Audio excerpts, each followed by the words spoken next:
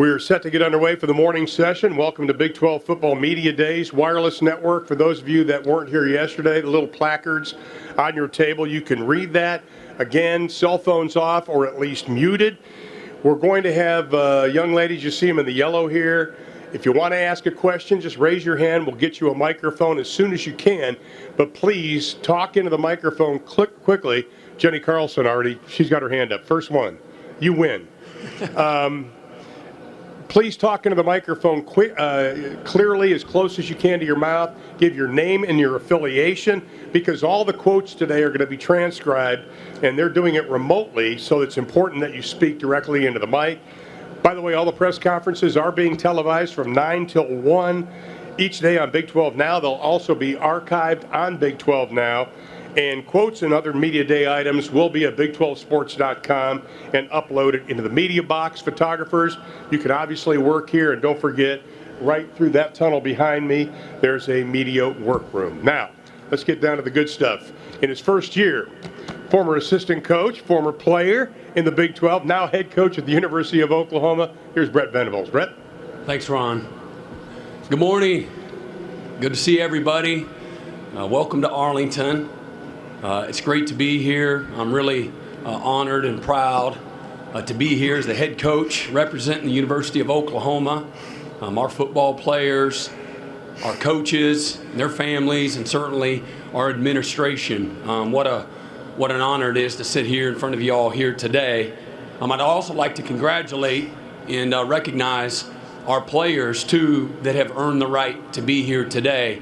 Dylan Gabriel, quarterback, Marvin Mims, our wide receiver, Ethan Downs, the defensive end, Woody Washington, one of our cornerbacks, and Justin Broyles, one of our defensive backs as well, as a Big 12 champion. Congratulations to Justin. I'm just thankful to be here. As y'all know, I'm the new head coach at Oklahoma, but I'm not new to Oklahoma. This will be my 14th year at the university, certainly a different capacity, but I couldn't be more thrilled and excited about the opportunity that I have in front of me. Before I get to just what the last 7 months have been like, and y'all have plenty of questions for me, I would like to throw out some statistics here, because I know this will answer a few of your questions. What we've been working through the last several months, starting in December. But this year, this version of the Oklahoma Sooners 2022 Team 128 will comprise of 40% of our roster will have never put on a Sooner jersey in a game before until this fall. So 33 scholarship players and 15 walk-ons. 15 of those guys, one was a walk, or two of them were walk-ons, and 13 scholarship are the transfers. But with those, we have 243 starts out of those 15 transfers, 444 games played, because I know a lot will be and has been made of how much we lost on both sides of the ball from a production standpoint. Jeffrey Johnson has 44 career starts. Dylan Gabriel, 25 career starts. Trey Morrison, 44 career starts. Kyle Ergenbright, 34 career starts. McCade Mator, 28. Jonah Lalulu, 18. And our tight end Parker, 25 career starts. I got 6 back on offense. We got 6 back on defense. Got Michael Turk and our punt returner, and Marvin Mims and Eric Gray as our kick returner coming back. And then just breaking down the roster another step further, it's virtually 50% of our rosters, juniors and seniors, 50% are freshmen and sophomore. We'll have 13 graduates as well as we kick off the 2022 season. So as y'all can imagine, the last 7.5 months, there's been a lot going on in Norman, Oklahoma. You only get one opportunity, one chance to be a first-time head coach and to do things the first time. So we've been very patient and have tried to nurture through the process foundationally of building our program the right way through relationships, through accountability, through structure, through discipline. And certainly there's been a lot of things from recruiting, building a staff, doing some new things from a facility standpoint, transitioning, from being an assistant to a head coach. And every day there's something new, as y'all know. Whether if you just take yourself back to those moments when you went from elementary school to middle school, right? Or you went from middle school to high school, and the transition, all the things you know. Sometimes you just got to go through it. When you went from being single to being married, you went from not having any children to having children, and you kind of learn as you go. And so that's what the last 7.5 months have been like for me. I feel I'm very prepared for this moment. I've been very fortunate that I've been associated and been a part of programs where, to me, there's 3 Hall of Fame coaches that have influenced me. In Bill Schneider at Kansas State, Bob Stoops at Oklahoma, and I know without question that he will be a Hall of Fame coach in Dabo Swinney at Clemson. So I've been really fortunate to be around a lot of great people, tremendous football players that have helped me get here to this moment, and I couldn't be more excited. But it's been just like you would expect. The fire hose is fully inserted in my mouth here, and we've been blowing and going, and so I'm really excited to get back with the team now as summer's coming to a close, and we're getting ready to start up fall camp here August 4th.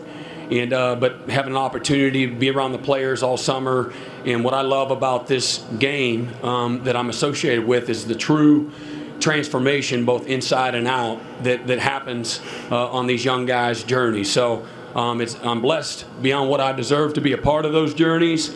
But I'll open it up for questions. All right. Kurt, I haven't forgotten about you, buddy. I'm going to get to you. Jenny, there you are. Hey, Brent. Hey, Jen. Jenny Carlson with the Oklahoman. Last time Oklahoma hired a head coach from outside the program, you were part of that staff with Bob Stoops. You guys brought in a transfer quarterback in Josh Heupel. We saw what he did for the program. Now with you guys bringing Dylan in, what does he need to do for your team this season? Well, that's a great question. There's certainly parallels in many ways, bringing an experienced lefty and in our first year. But to me, it goes back just to the people. You got to be good enough. Dylan Gabriel's a winner. You can't say it any better than that. He's thrown for over 8,000 yards, completed over 60% of his passes, incredible touchdown to interception ratio. Just a great leader. As he is, again, he's our quarterback. And certainly anything can happen as we move forward through fall camp. It's always about daily competition. But I feel great. I can lay my head down at night knowing not just what he has done on the football field, but the quality of the person he is. And he's about all the right stuff. He's dependable. He's reliable. He's accountable. He's humble. He's one of our hardest workers. Shows up early. He's the last one to leave. Always working to improve. And just so he leads by example, and guys follow him. He's a galvanizer of people. We'll go over here to the left, Coach. Hello, Coach Venables. I'm Hayden Farrar. I'm with OUinsider.com. I just wanted to ask you real quick, with all of the losses and additions via the transfer portal, who's really stepped up and embraced a leadership role for this team? Boy, it's been I got 5 of them here with me today. And so I won't go through each and every one of them today, but I've been most excited about, I can go through a laundry list of more players, okay, and it was kind of a struggle to figure out who's earned the right because, I'm limited in the number of guys I can bring. So it's really been, team effort from a leadership standpoint. There's been buy-in at every position on both sides of the ball. I would be remiss if I just named a few guys, and certainly the 5 guys that are here today have earned the right as leaders, as guys that have invested, as guys that have been about it. I talk about be about it, quit talking about it. I want guys that are going to be about it. I'm looking for doers, not takers, and these guys here today represent a great locker room of a bunch of great leaders. All right, Coach, we're going to go to the right, way over here to the right, waving the hand. Hey, I'm Jay Swick of KIMB, CBS Sports Radio, Oklahoma City. I wanted to ask you about your coaching, career. There's been a lot of schools over the years that have been interested in hiring you as a head coach. You've turned them all down. What was it about the University of Oklahoma that made you decide to come back and be a head coach? Again, great question. I learned a long time ago from Bill Snyder, the grass isn't greener. And I always believed that. He said it and I believed it. I wrote it down and that was in my coaching Bible 101. And as I was a baby of 3 boys in my own family, and I learned from my older brother's mistakes, if you will. And I tried to do the same thing as a young coach. I never learned how to be great in 2 places at one time. And to be great as a football player, you got to have your feet underneath your hips, right? You can't have your feet way out here outside of your shoulder pads. And to be a great in any profession, I believe wholeheartedly to try to be great right where you're at. And so I've just been a very loyal, patient person that tried to learn from others, but I think that also comes back to just trying to be very thankful and appreciative of the opportunities that I have. I'm loyal to my players, loyal to the colleagues, loyal to the people that have believed in me, and that has served me well through my career. Countless opportunities to evaluate, new opportunities, but there's only this was a very special opportunity for me. Oklahoma has been near and dear to my heart. I left in a very emotional state when I left Kansas State to come to Oklahoma. But my last words to Coach Snyder, as I was still learning and I had a ton of growth ahead of me. And as I told Coach Snyder, I wanted an opportunity to coach at a place like Oklahoma. And so it's a special place. It's the winningest program in the modern area. The most championships, conference championships in the history of college football with 50. The only program since 2000 that has not had a losing season in the Power 5. And so winning is very hard. Being consistently at the top of your game is even harder. So Oklahoma has exemplified that both on the field and probably for me and my piece in making the decision off the field from a leadership standpoint, from an alignment standpoint. So whether that starts with Joe Harris, our president, who was the dean of the law school when I was there for those 13 years, or Joe Castiglione, who hired Bob Stoops, and I was a part of that initial staff back in 1999, and so many countless others, whether it's Larry Nafee or Zach Salmon, and so many people in the administration, and then the what Oklahoma has stood for. We're talking with the other players on the Sprinter van over here, just talking about success coming in here. And you got some guys that are sophomores and some guys that are 6-year seniors. And I wanted to hear their experiences here in Arlington. And I'm the only one that had a loss in this stadium, by the way, out of that group. So whether Marvin Mims went 4 or 5-0 as a high school player, or beating Texas or Iowa State or Baylor, TCU, Florida, myself, I certainly we were 2-1, beat Nebraska. And beat Notre Dame while I was at Clemson, and of course we lost to BYU 14-13 in 2009 here. So I think we're collectively, not including the high school, give or take 6 or 7-1 here. So I say that with all humility, that this place has a standard of excellence that takes a backseat to nobody. So to have an opportunity to become the head coach at a place that is near and dear to my heart, where all 4 of my children were born here, I've been very invested in the community in Norman, in the university, in that football program.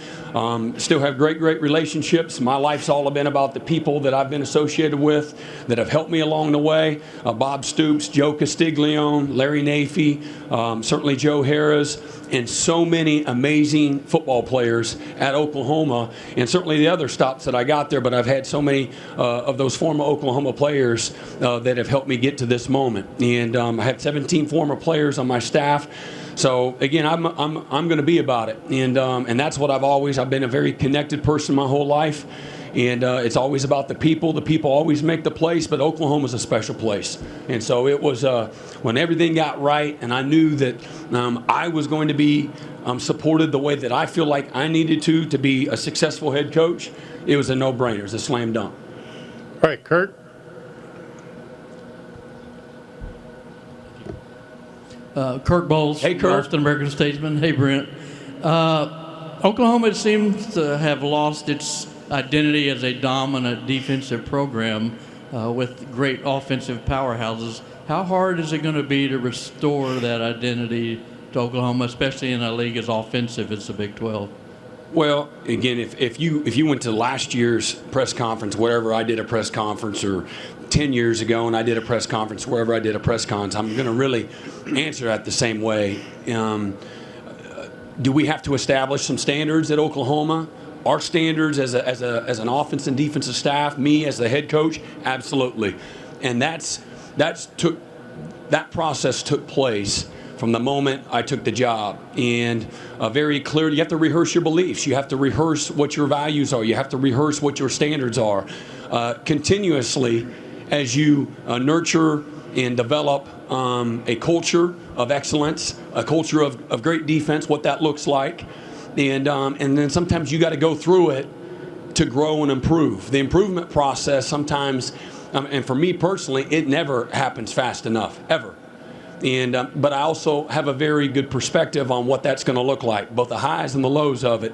And so I think it's important that as we get into our inaugural season, that we'll create a baseline, and then we'll build from there. And it's not going to be what I just left at Clemson, but it wasn't that way when we got there in 2012 either. And you develop that through a lot of work, a lot of players believing in what you're doing. Certainly staff chemistry and cohesion's an incredible part of that. It's really, once you start playing games, figuring out what your strengths and your weaknesses are, and then playing to those strengths, protecting your weaknesses, and then developing and improving in those areas of weakness. And so I have a very clear vision for what it looks like. We've worked really hard and diligently the last several months to show our players, coach them, teach them, allow them to see it on videotape of what it looks like. A picture's worth 1,000 words. And so, how long that process will take, it'll never happen fast enough, I can assure you. And but what I love about this team is the hunger and the willingness to commit to what we've asked them to do. Like, they have answered the bell every step of the way. And anybody that knows me will tell you, I'll call it exactly how it is, good, bad, or indifferent. And so I've been incredibly pleased with the work that these guys have committed to, and the hunger and the awareness that they have. Okay, here's where we are. This is where we need to get better. Because remember now, you're dealing with a locker room that has won 78 games the last 7 years, that have played in a bunch of playoffs and a bunch of championship games. I think Oklahoma is, give or take, 13-1 in conference championship games. 2003, Kansas State was the last one and the only one. This is a group and this is a locker room that's used to winning. Do we need to improve in every area? Absolutely. We got to get better in every area. It's not just the defense. It's every single area for us to have the kind of program that we want to have. And that's disciplined, that's tough, that's precise, that's explosive, that's uncommon effort. It's being relentless. Playing, with chemistry and unity, and playing for, the name across their jerseys. And, we got a lot of work to do, and there's no question about it. But I think that our issues are first world problems in the landscape of college football. But I'm not naive. I recognize better than anybody, where we're at and what we got to do to improve. And so that's a process. You have to go through it. What I've learned from other people, from a scheme standpoint. And so it's not like you have these magical schemes.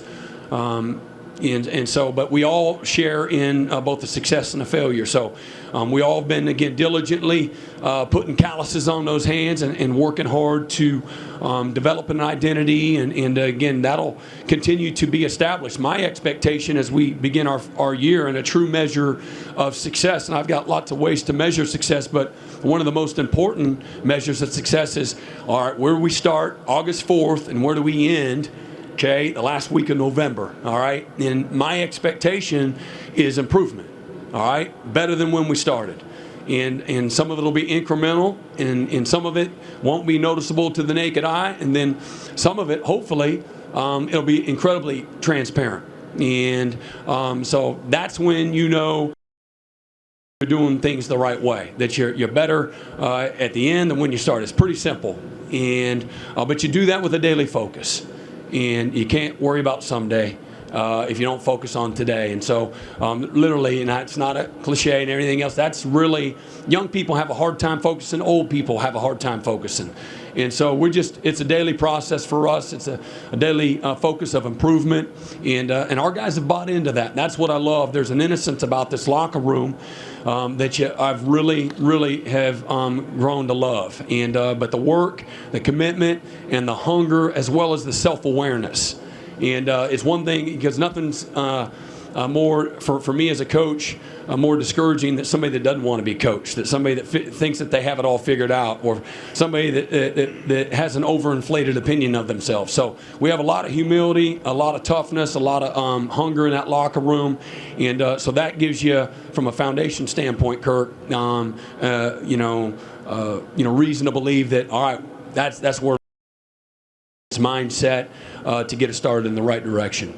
Coach, I want to thank you for your time. That's all the questions we're going to be able to take right now. Texas Tech coming up immediately following this. Thanks, Coach. We'll come this way. Right.